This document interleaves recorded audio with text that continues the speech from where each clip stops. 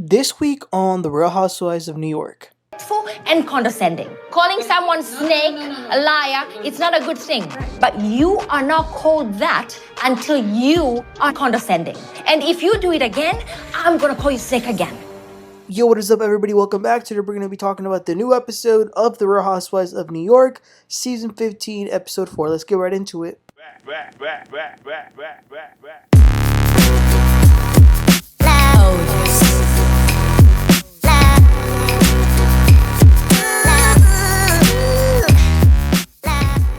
We begin the episode with all the women on a little van. They're going to go to play tennis. When they get there, Erin was low-key flirting with the young tennis instructor. That goes to show you that things must really not be good with her husband at home, because how are you flirting as a married woman? And of course, it took about 2 seconds for Brynn to be overly sexual with this poor guy who's just trying to, teach them tennis. One of the things that I hate when I watch these housewife shows is whenever they're like on a girls trip or whatnot, and they start objectifying some poor worker, whether it's at a restaurant or the driver or the tennis instructor. Like, please leave them alone. They're trying to do their job. Erin was pretty good at playing. The others not so much. They hit a few balls and that was it. One thing that is very clear is that Brynn doesn't really have a good poker face. She looked very, very upset. And I mean, because she had Sai, who had been ignoring her, and just about an hour ago, it was when Ubah told her to shut the F up and called her a snake and all that stuff. So I get why she would feel uncomfortable. Something that was really interesting in this scene was that Raquel opened up about her father. So Raquel is Puerto Rican, but she has a French last name. And she explains to them that this is not her birth dad's last name. She has no relationship with her father. When she was 11, her mom and her reached out to the dad's brother. Somebody else picked up, and when they found out who it was, that it was Raquel, the dad told her to never call them again. So basically, the dad didn't want anything to do with her. Eventually, some people around the dad's life forced him to meet her.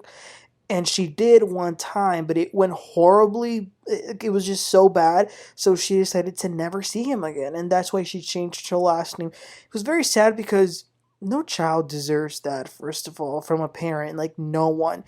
And she was very emotional as she told this story.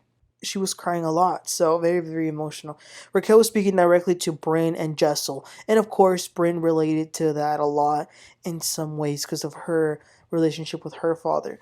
So then they get back in the van. Later that day, they're all going to be cooking some dinner. For now, they go back home. Erin checks on Brynn, and Brynn says, "Can I go home? I want to go home. I don't want to be here." Now, listen, I'm fair. Even though I feel like Brynn has brought a lot of this onto herself, I do feel bad for something about me. I don't know why. Anytime I see anyone crying, I always feel for them, even if it's fake tears. I don't know what it is. I'm just very empathetic when I see people crying. And like I said, even though she has brought most of this onto herself, there's nothing worse than to feel out of place or uncomfortable. So I think that the two things can be true at the same time. Brynn also talks to Jenna and tells her that she feels like her energy is being sucked out of her. But this is the thing. I think Brynn might have, for a moment, wanted to be the villain. But she's realizing that she can't really handle the backlash.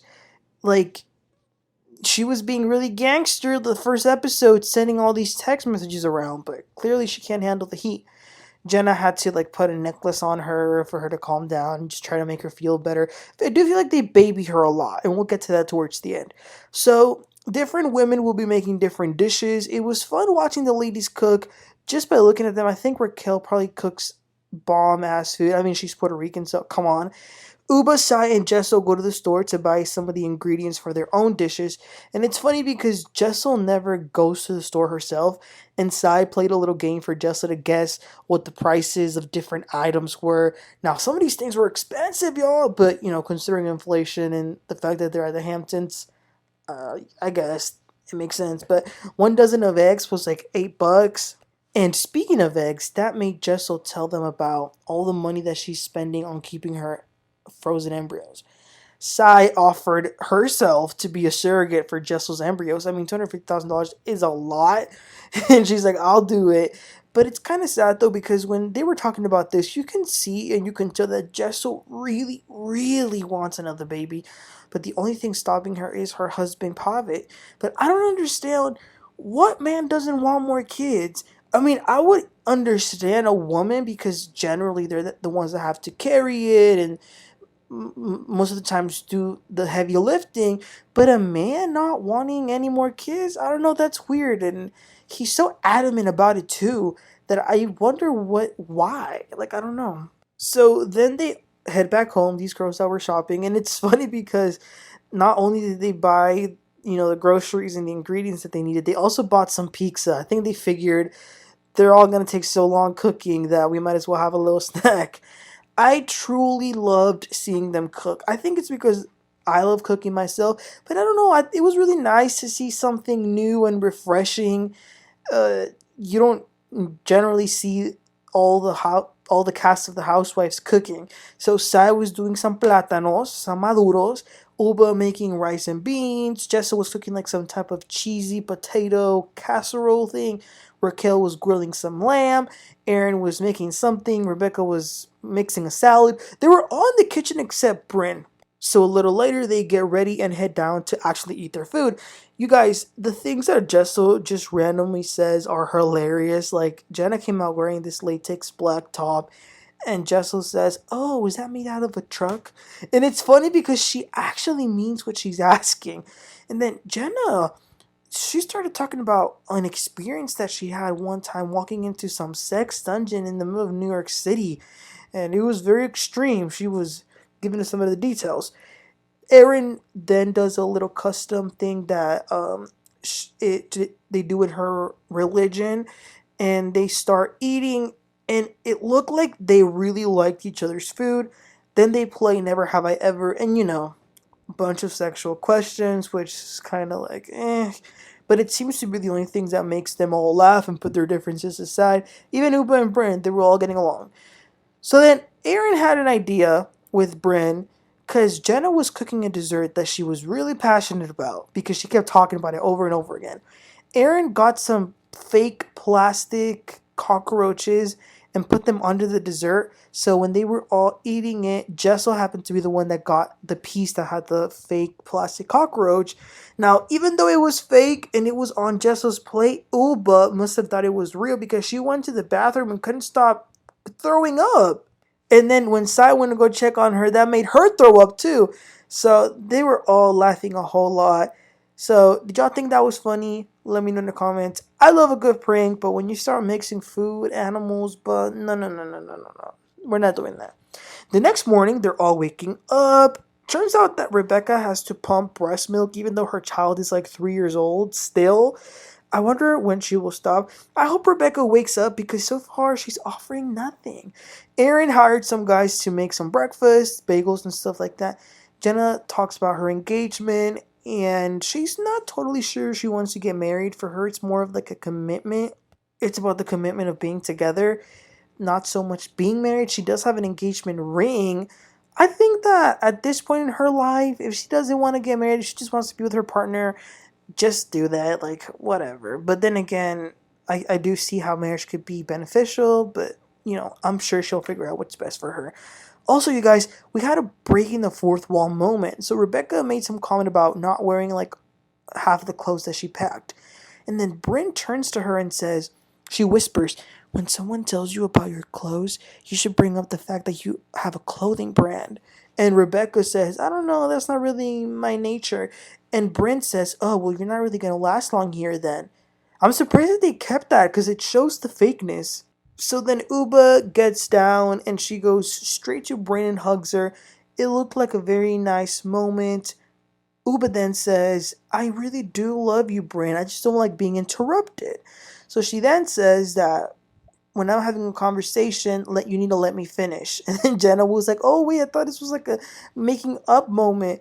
But Ubah explains herself pretty well. She says, English is her second language, so that in and of itself makes it a little harder for her to communicate. And she starts crying and tells Brynn to not interrupt her because she comes across as very condescending. So she says, just don't do that. And Brynn says, okay, but I will never accept someone calling me names.